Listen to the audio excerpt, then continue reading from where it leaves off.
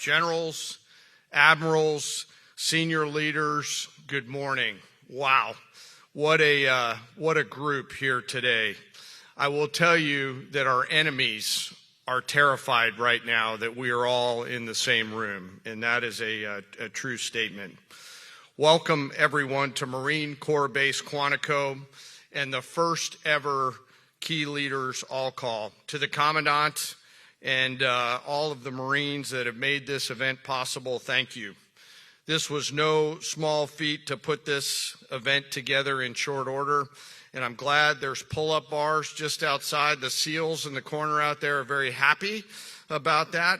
I regret to inform you there will not be a PT test after this event because I know you all would crush it. Last night I had the privilege of joining the Secretary and the Joint Chiefs in honoring 50 Gold Star families at the White House as the President, the First Lady, and our nation honored their loved ones' service and sacrifices. Teammates, it was a quiet and deeply meaningful event that reminded all of us that were lucky enough to be there of the serious and unforgiving nature of the business that we are in, fighting and winning our nation's wars. Leaders, we are living in dynamic and potentially dangerous times. Global risk is on the rise. Our adversaries are no longer aligning, they are aligned. And we must align with equal resolve and unity. Even as we strive for and seek peace, we must be prepared for war. Now, more than ever, it is vital that we hear from our civilian leaders, understand where they're taking the department and the joint force. And today, we have the unprecedented opportunity and honor to hear directly from the Secretary of War and our Commander-in-Chief. Together, you and I and our civilian leaders have the honor of leading the finest military in the world, and we must seize every opportunity every day to prepare our joint force for the future. I am deeply humbled to serve with each and every one of you. And now it is my distinct honor to introduce our nation's Secretary of War, the Honorable Pete Hegseth.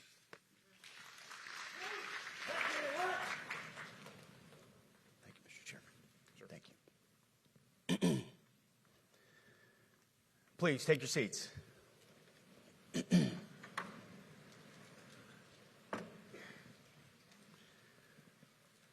Well, Mr. Chairman, the Joint Chiefs, Generals, Admirals, Commanders, Officers, Senior Enlisted, NCOs, Enlisted, and every member of our American military, good morning.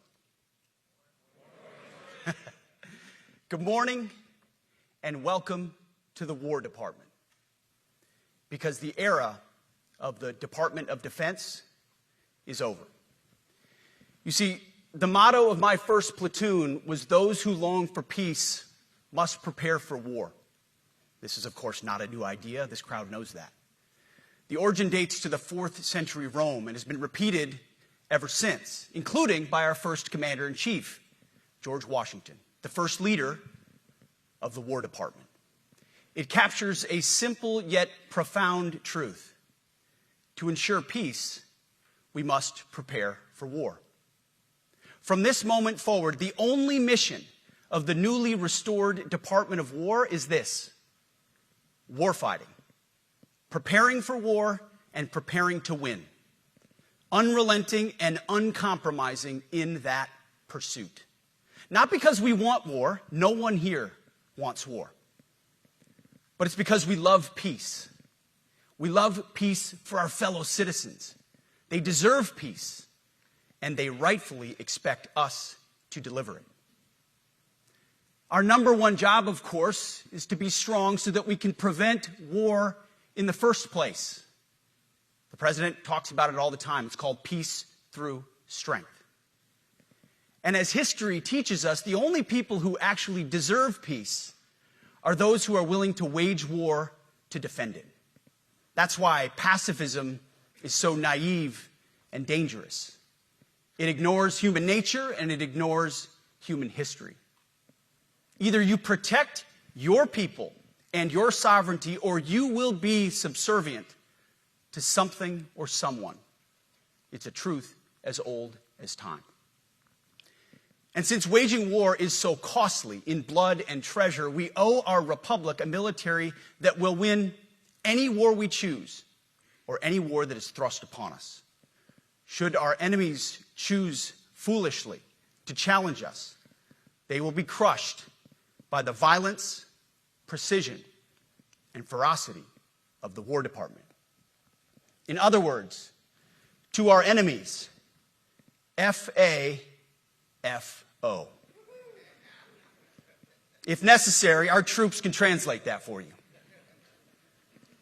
Another way to put it is peace through strength, brought to you by the warrior ethos. And we are restoring both. As President Trump has said, and he's right, we have the strongest, most powerful, most lethal, and most prepared military on the planet. That is true, full stop. Nobody can touch us. It's not even close. This is true largely because of the historic investments that he made in his first term, and we will continue in this term. But it's also true because of the leaders in this room and the incredible troops that you all lead. But the world, and as the chairman mentioned, our enemies get a vote. You feel it, I feel it. This is a moment of urgency, mounting urgency. Enemies gather, threats grow. There is no time for games. We must be prepared. If we're going to prevent and avoid war, we must prepare now. We are the strength part of peace through strength. And either we're ready to win or we are not.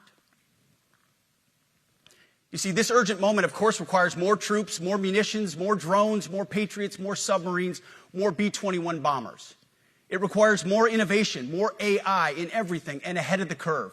More cyber effects, more counter-UAS, more space, more speed. America is the strongest, but we need to get stronger and quickly. The time is now, and the cause is urgent. The moment requires restoring and refocusing our defense industrial base, our shipbuilding industry, and onshoring all critical components. It requires, as President Trump has done, getting our allies and partners to step up and share the burden. America cannot do everything. The free world requires allies with real hard power, real military leadership, and real military capabilities. The War Department is tackling and prioritizing all of these things. And I'll be giving a speech next month that will showcase the speed, innovation, and generational acquisition reforms we are undertaking urgently. Likewise, the nature of the threats we face in our hemisphere and in deterring China is another speech for another day, coming soon. This speech today, as I drink my coffee, this speech today is about people. And it's about culture. The topic today is about the nature of ourselves. Because no plan, no program, no reform, no formation will ultimately succeed unless we have the right people and the right culture at the War Department. If I've learned one core lesson in my 8 months in this job, it's that personnel is policy. Personnel is policy. The best way to take care of troops is to give them good leaders committed to the warfighting culture of the department. Not perfect leaders, good leaders. Competent, qualified, professional, agile, aggressive, innovative, risk-taking, apolitical, faithful to their oath and to the Constitution. Eugene Sledge, in his World War II memoir, wrote, quote, "War is brutish, inglorious, and a terrible waste. Combat leaves an indelible mark on those who are forced to endure it. The only redeeming factors are my comrades' incredible bravery and their devotion to each other." In combat, there are thousands of variables, as I learned in Iraq and Afghanistan, and as so many of you did in so many more places. Leaders can only control about 3 of them. You control how well you're trained, mostly how well you're equipped, and the last variable is how well you lead. After that, you're on your own. Our warfighters are entitled to be led by the best and most capable leaders. That is who we need you all to be. Even then, in combat, even if you do everything right, you may still lose people because the enemy always gets a vote. We have a sacred duty to ensure that our warriors are led by the most capable and qualified combat leaders. This is one thing you and I can control. And we owe it to the force to deliver it. For too long, we have simply not done that. The military has been forced by foolish and reckless politicians to focus on the wrong things. In many ways, this speech is about fixing decades of decay. Some of it obvious, some of it hidden. Or as the chairman has put it, we are clearing out the debris, removing the distractions, clearing the way for leaders to be leaders. You might say we're ending the war on warriors. I heard someone wrote a book about that. For too long, we've promoted too many uniformed leaders for the wrong reasons, based on their race, based on gender quotas, based on historic so-called firsts. We've pretended that combat arms and non-combat arms are the same thing. We've weeded out so-called toxic leaders under the guise of double-blind psychology assessments, promoting risk-averse, go-along-to-get-along conformists instead. You name it, the department did it. Foolish and reckless political leaders set the wrong compass heading, and we lost our way. We became the woke department, but not anymore. Right now, I'm looking out at a sea of Americans who made a choice when they were young men and young women to do something most Americans will not, to serve something greater than yourselves, to fight for God and country, for freedom and the Constitution. You made a choice to serve when others did not, and I commend you. You are truly the best of America. But this does not mean, and this goes for all of us, that our path to this auditorium on this day was a straight line, or that the conditions of the formations we lead are where we want them to be. You love your country, and we love this uniform, which is why we must do better. We just have to be honest. We have to say with our mouths what we see with our eyes, to just tell it like it is in plain English, to point out the obvious things right in front of us. That's what leaders must do. We cannot go another day without directly addressing the plank in our own eye, without addressing the problems in our own commands and in our own formations. This administration has done a great deal from day one to remove the social justice, politically correct, and toxic ideological garbage that had infected our department, to rip out the politics. No more identity months, DEI offices, dudes in dresses. No more climate change worship. No more division, distraction, or gender delusions. No more debris. As I've said before, and will say again, we are done with that shit. I've made it my mission to uproot the obvious distractions that made us less capable and less lethal. That said, the War Department requires the next step. Underneath the woke garbage is a deeper problem, and a more important problem that we are fixing and fixing fast. Common sense is back at the White House, so making the necessary changes is actually pretty straightforward. President Trump expects it. And the litmus test for these changes is pretty simple. Would I want my eldest son, who is 15 years old, eventually joining the types of formations that we are currently wielding? If in any way the answer to that is no, or even yes, but, then we're doing something wrong. Because my son is no more important than any other American citizen who dons the cloth of our nation. He is no more important than your son. All precious souls made in the image and likeness of God. Every parent deserves to know that their son or their daughter that joins our ranks is entering exactly the kind of unit that the Secretary of War would want his son to join. Think of it as the golden rule test. Jesus said, "Do unto others that which you would have done unto yourself." It's the ultimate simplifying test of truth. The new War Department golden rule is this: do unto your unit as you would have done unto your own child's unit. Would you want him serving with fat or unfit or undertrained troops? Or alongside people who can't meet basic standards?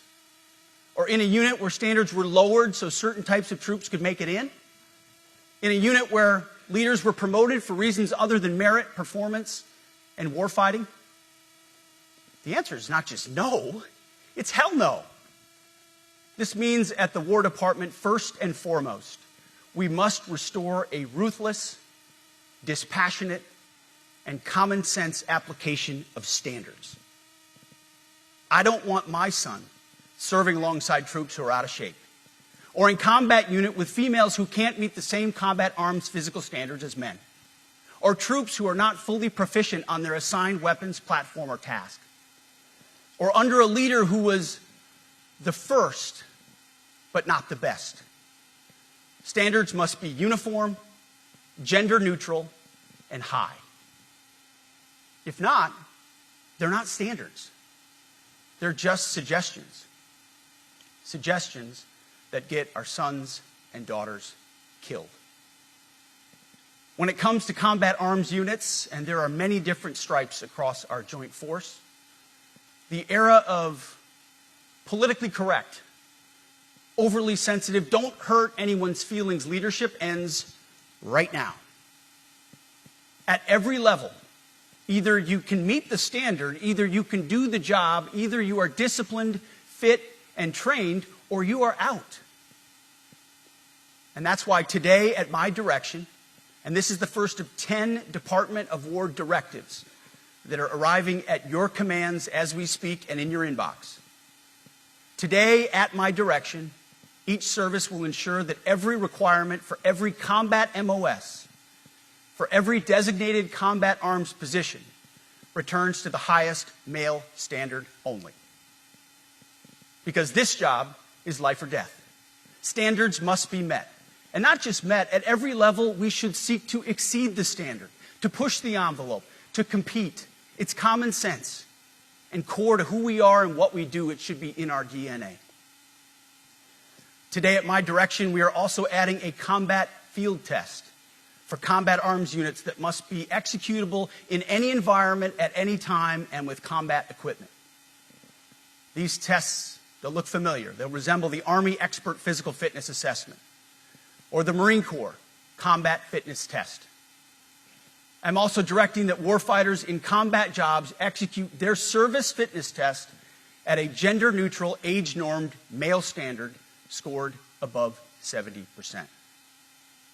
It all starts with physical fitness and appearance. If the Secretary of War can do regular, hard PT, so can every member of our joint force. Frankly, it's tiring to look out at combat formations, or really any formation, and see fat troops. Likewise, it's completely unacceptable to see fat generals and admirals in the halls of the Pentagon and leading commands around the country and the world. It's a bad look. It is bad, and it's not who we are. So whether you're an airborne ranger or a chairborne ranger, a brand new private or a 4-star general, you need to meet the height and weight standards and pass your PT test. And as the chairman said, yes, there is no PT test. But today, at my direction, every member of the joint force at every rank is required to take a PT test twice a year, as well as meet height and weight requirements twice a year, every year of service. Also today, at my direction, every warrior across our joint force is required to do PT every duty day. Should be common sense. I mean, most units do that already, but we're codifying it. And we're not talking like hot yoga and stretching. real hard PT, either as a unit or as an individual. At every level, from the Joint Chiefs to everyone in this room to the youngest private, leaders set the standard. And so many of you do this already. Active, Guard, and Reserve. This also means grooming standards. No more beards, long hair, superficial individual expression. We're going to cut our hair, shave our beards, and adhere to standards. Because it's like the broken windows theory of policing. It's like when you let the small stuff go, the big stuff eventually goes. So you have to address the small stuff. This is on duty, in the field, and in the rear. If you want a beard, you can join Special Forces. If not, then shave. We don't have a military full of Nordic pagans. But unfortunately, we have had leaders who either refuse to call BS and enforce standards, or leaders who felt like they were not allowed to enforce standards. Both are unacceptable. And that's why today, at my direction, the era of unprofessional appearance is over. No more beardos. The era of rampant and ridiculous shaving profiles is done. Simply put, if you do not meet the male-level physical standards for combat positions, cannot pass a PT test, or don't want to shave and look professional, it's time for a new position or a new profession. I sincerely appreciate the proactive efforts the secretaries have already taken in some of those areas, service secretaries. And these directives are intended to simply accelerate those efforts. On the topic of standards, allow me a few words to talk about toxic leaders. Upholding and demanding high standards is not toxic. Enforcing high standards, not toxic leadership. Leading warfighters toward the goals of high, gender-neutral, and uncompromising standards in order to forge a cohesive, formidable, and lethal Department of War is not toxic. It is our duty, consistent with our constitutional oath. Real toxic leadership is endangering subordinates with low standards. Real toxic leadership is promoting people based on immutable characteristics or quotas instead of based on merit. Real toxic leadership is promoting destructive ideologies that are an anathema to the Constitution and the laws of nature and nature's God, as Thomas Jefferson wrote in the Declaration of Independence. The definition of toxic has been turned upside down, and we're correcting that. That's why today, at my direction, we're undertaking a full review of the department's definitions of so-called toxic leadership, bullying, and hazing, to empower leaders to enforce standards without fear of retribution or second guessing. Of course, you can't do like nasty bullying and hazing. We're talking about words like bullying and hazing and toxic. They've been weaponized and bastardized inside our formations, undercutting commanders and NCOs. No more. Setting, achieving, and maintaining high standards is what you all do. And if that makes me toxic, then so be it. Second, today at our direction, we're ensuring that every service, every unit, every schoolhouse, and every form of professional military education conduct an immediate review of their standards. Now, we've done this in many places already, but today it goes across the entire Department of War. Any place where tried and true physical standards were altered, especially since 2015 when combat arms standards were changed to ensure females could qualify, must be returned to their original standard. Other standards have been manipulated to hit racial quotas as well, which is just as unacceptable. This too must end. Merit only. The president talks about it all the time. Merit-based. Here are two basic frameworks I urge you to pursue in this process. Standards I call, my staff's heard all about them, the 1990 test and the E6 test. The 1990s test is simple. What were the military standards in 1990? And if they have changed, tell me why. Was it a necessary change based on the evolving landscape of combat? Or was the change due to a softening, weakening, or gender-based pursuit of other priorities? 1990s seems to be as good a place to start as any. And the E6 test. Ask yourself, does what you're doing make the leadership, accountability, and lethality efforts of an E6, or frankly an O3, does it make it easier or more complicated? Does the change empower staff sergeants, petty officers, and tech sergeants to get back to basics? The answer should be a resounding yes. The E6 test, or O3 test, clarifies a lot, and it clarifies quickly. Because war does not care if you're a man or a woman. Neither does the enemy. Nor does the weight of your rucksack, the size of an artillery round, or the body weight of a casualty on the battlefield who must be carried. This, and I want to be very clear about this, this is not about preventing women from serving. We very much value the impact of female troops. Our female officers and NCOs are the absolute best in the world. But when it comes to any job that requires physical power to perform in combat, those physical standards must be high and gender neutral. If women can make it, excellent. If not, it is what it is. If that means no women qualify for some combat jobs, so be it. That is not the intent, but it could be the result, so be it. It will also mean that weak men won't qualify because we're not playing games. This is combat. This is life or death. As we all know, this is you versus an enemy hell-bent on killing you. To be an effective, lethal fighting force, you must trust that the warrior alongside you in battle is capable, truly physically capable of doing what is necessary under fire.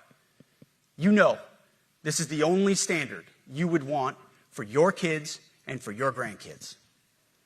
Apply the War Department Golden Rule, the 1990 test, and the E6 test, and it's really hard to go wrong. Third, we are attacking and ending the walking on eggshells and zero-defect command culture. A risk-averse culture means officers execute not to lose instead of to win. A risk-averse culture means NCOs are not empowered to enforce standards.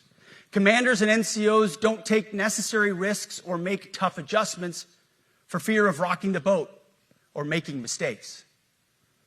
A blemish-free record is what peacetime leaders covet the most, which is the worst of all incentives.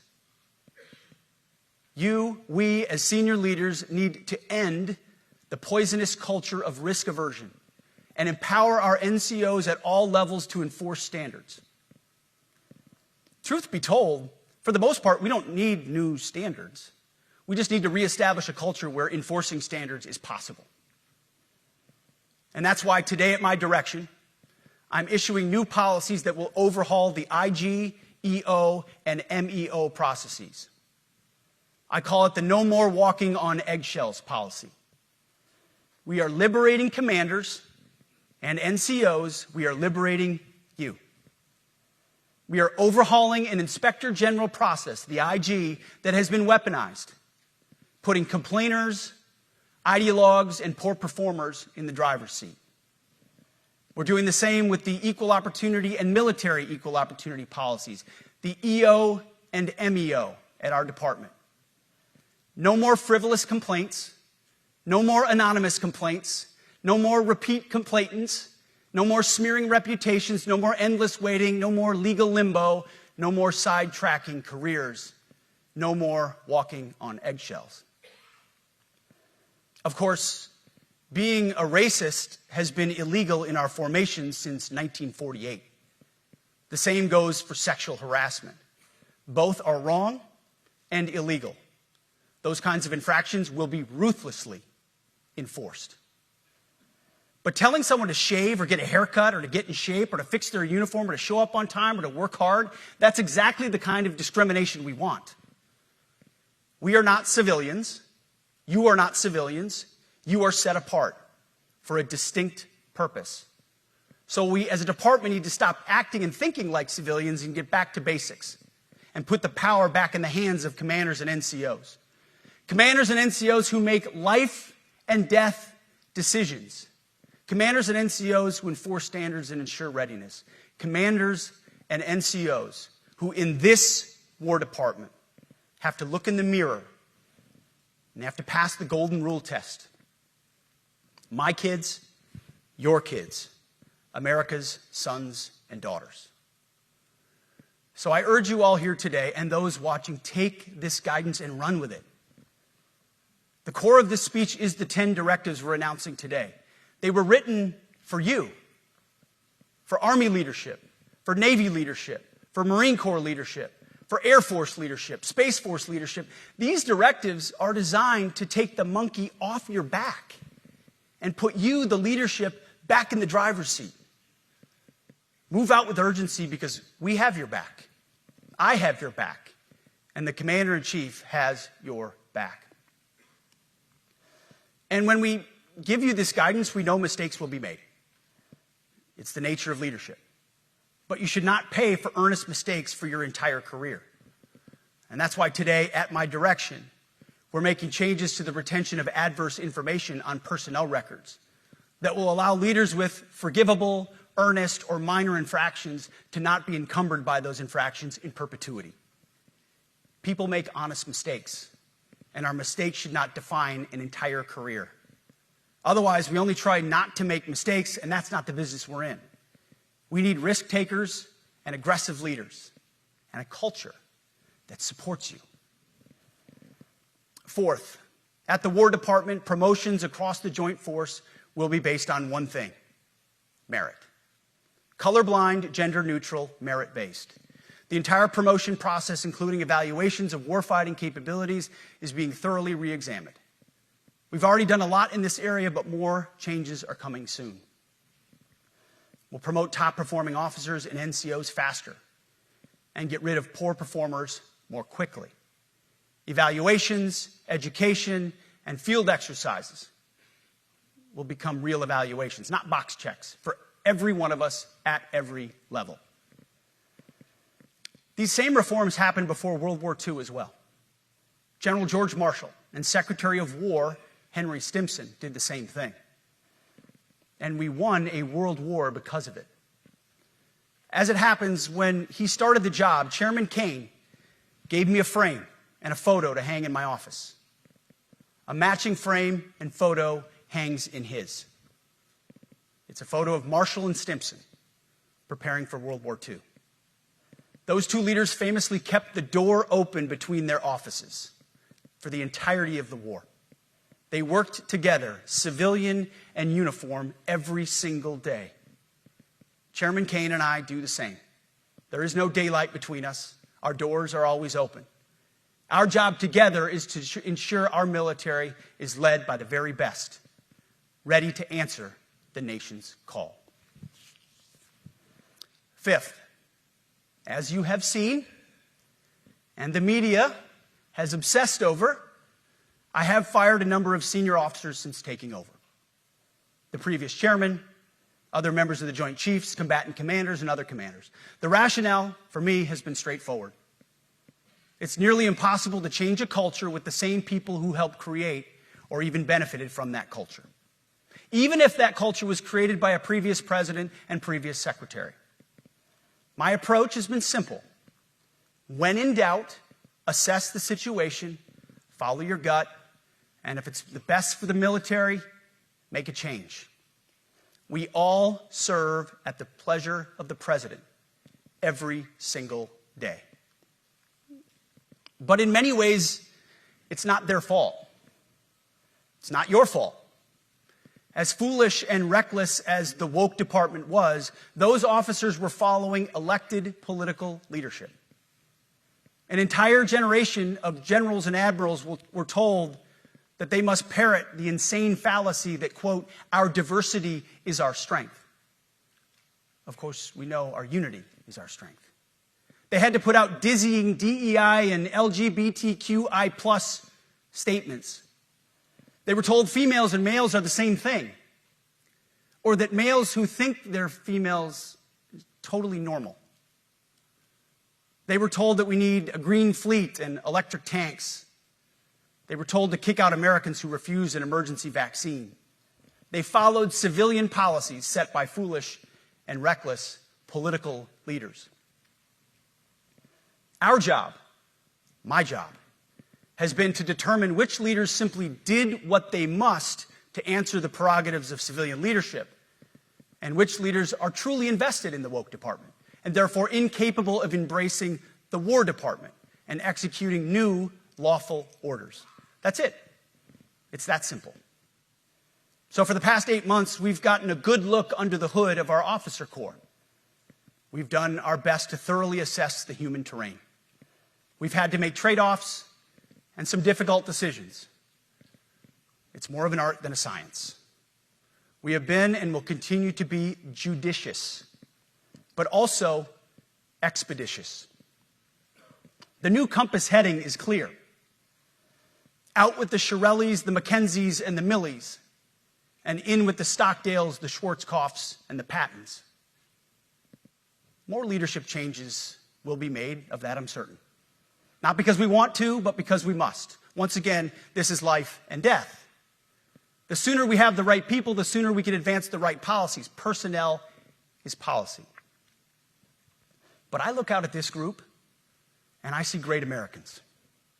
Leaders who have given decades to our great republic, at great sacrifice to yourselves and to your families.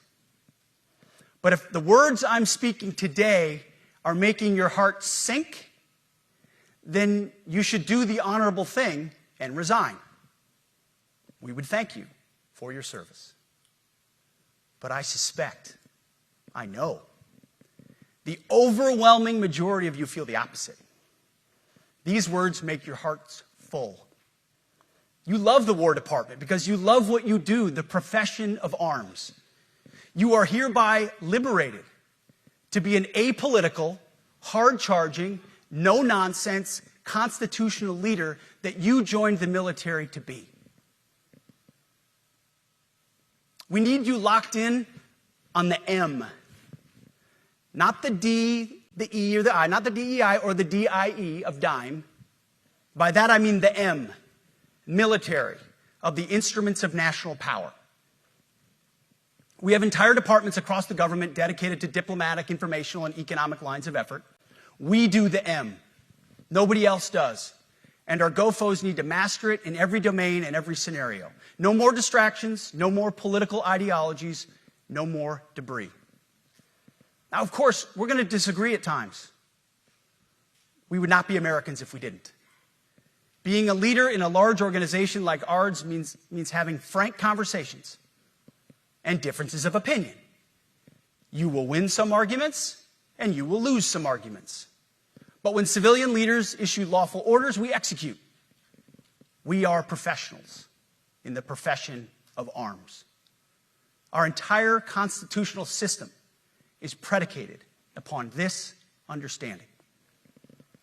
Now, it seems like a small thing, but it's not. This includes as well the behavior of our troops online.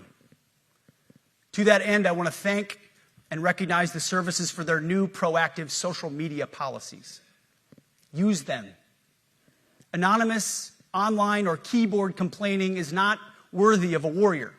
It's cowardice masquerading as conscience. Anonymous, unit-level social media pages that trash commanders, demoralize troops, and undermine unit cohesion must not be tolerated. Again, O3s, E6s. Sixth, we must train and we must maintain. Any moment that we are not training on our mission or maintaining our equipment is a moment we are less prepared for preventing or winning the next war. That is why today, at my direction, we are drastically reducing the ridiculous amount of mandatory training that individuals and units must execute. We've already ended the most egregious. Now we're giving you back real time. Less PowerPoint briefings and fewer online courses, more time in the motor pool, and more time on the range. Our job is to make sure you have the money, equipment, weapons, and parts to train and maintain, and then you take it from there. You all know this because it's common sense. The tougher and the higher the standards in our units, the higher the retention rates in those units. Warriors want to be challenged. Troops want to be tested. When you don't train and you don't maintain, you demoralize. And that's when our best people decide to take their talents to the civilian world. The leaders who created the woke department have already driven out too many hard chargers. We reverse that trend right now. There is no world in which high-intensity war exists without pain, agony, and human tragedy. We are in a dangerous line of work. You are in a dangerous line of work. We may lose good people. But let no warrior cry out from the grave, "If only I had been properly trained." We will not lose warfighters because we failed to train or equip them or resource them. Shame on us if we do. Train like your warriors' lives depend on it, because they do. To that point, basic training is being restored to what it should be: scary, tough, and disciplined. We're empowering drill sergeants to instill healthy fear in new recruits, ensuring that future warfighters are forged. Yes, they can shark attack, they can toss bunks, they can swear, and yes, they can put their hands on recruits. This does not mean they can be reckless or violate the law, but they can use tried and true methods to motivate new recruits, to make them the warriors they need to be. Back to basics at basic as well. Of course, and you know this, basic training is not where mission readiness should end. The nature of the evolving threat environment demands that everyone, in every job, must be ready to join the fight if needed. A core credo of the Marine Corps is every Marine a rifleman. It means that everyone, regardless of MOS, is proficient enough to engage an enemy threat at sea, in the air, or in a so-called rear area. We need to ensure that every member of our uniformed military maintains baseline proficiency in basic combat skills, especially because the next war, like the last, will likely not have a rear area. Finally, as President Trump rightly pointed out when he changed the department name, the United States has not won a major theater war since the name was changed to the Department of Defense in 1947. One conflict stands out in stark contrast: the Gulf War. Why? Well, there's a number of reasons, but it was a limited mission with overwhelming force and a clear end state.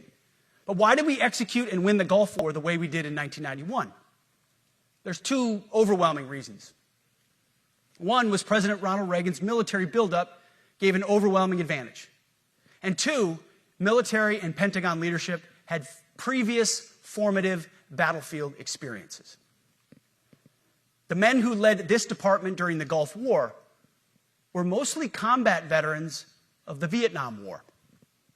They said never again to mission creep or nebulous end states. The same holds true today. Our civilian and military leadership is chock full of veterans from Iraq and Afghanistan who say never again to nation building and nebulous end states. This clear-eyed view, all the way in the White House, combined with President Trump's military buildup, postures us for future victories if, and we will, and when we embrace the War Department. And we must. We are preparing every day. We have to be prepared for war, not for defense. We're training warriors, not defenders. We fight wars to win, not to defend. Defense is something you do all the time. It's inherently reactionary and can lead to overuse, overreach, and mission creep. War is something you do sparingly, on our own terms, and with clear aims. We fight to win. We unleash overwhelming and punishing violence on the enemy. We also don't fight with stupid rules of engagement. We untie the hands of our warfighters to intimidate, demoralize, hunt, and kill the enemies of our country. No more politically correct and overbearing rules of engagement. Just common sense, maximum lethality, and authority for warfighters. That's all I ever wanted as a platoon leader. And it's all my E6 squad leaders ever wanted, back to that E6 rule. We let our leaders fight their formations, and then we have their back. It's very simple, yet incredibly powerful. A few months ago, I was at the White House when President Trump announced his Liberation Day for America's trade policy. It was a landmark day. Well, today is another Liberation Day. The liberation of America's warriors, in name, in deed, and in authorities. You kill people and break things for a living. You are not politically correct and don't necessarily belong always in polite society. We are not an army of one. We are a joint force of millions of selfless Americans. We are warriors. We are purpose-built, not for fair weather, blue skies, or calm seas. We were built to load up in the back of helicopters, 5 tons, or Zodiacs, in the dead of night, in fair weather or foul, to go to dangerous places, to find those who would do our nation harm, and deliver justice on behalf of the American people in close and brutal combat if necessary. You are different. We fight not because we hate what's in front of us. We fight because we love what's behind us. You see, the Ivy League faculty lounges will never understand us, and that's okay, because they could never do what you do. The media will mischaracterize us, and that's okay, because deep down they know the reason they can do what they do is you. In this profession, you feel comfortable inside the violence so that our citizens can live peacefully. Lethality is our calling card, and victory our only acceptable end state. In closing, a few weeks ago, at our monthly Pentagon Christian prayer service, I recited a commander's prayer. It's a simple yet meaningful prayer for wisdom for commanders and leaders. I encourage you to look it up if you've never seen it. But the prayer, it ends like this. And most of all, Lord, please keep my soldiers safe. Lead them, guide them, protect them, watch over them. And as you gave all of yourself for me, help me give all of myself for them. And amen. I have prayed this prayer many times since I've had the privilege of being your secretary.